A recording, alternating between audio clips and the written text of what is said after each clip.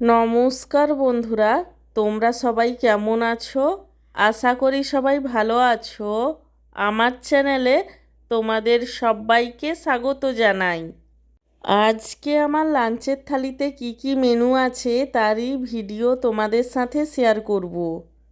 আজকে আমার লাঞ্চের থালিতে রয়েছে গরম গরম সাদা ভাত, তার সঙ্গে রয়েছে আলু সেদ্ধ মাখা। আলু সেদ্ধটাকে ভাজা পেঁয়াজ, ভাজা শুকনো লঙ্কা, সর্ষের তেল আর নুন দিয়ে মাখিয়েছিলাম। আলু মাখার পরে রয়েছে ঢ্যাঁড়স সেদ্ধ মাখা এবং সব শেষে রয়েছে টমেটো এবং আমসি দিয়ে বাটা মাছের টক। আমার আজকের এই লাঞ্চের থালির ভিডিওটি তোমাদের কেমন লাগলো সেটা কমেন্ট করে জানিও। আর ভিডিওটিতে লাইক দিতে এবং চ্যানেলটিকে সাবস্ক্রাইব করতে একদমই ভুলো না।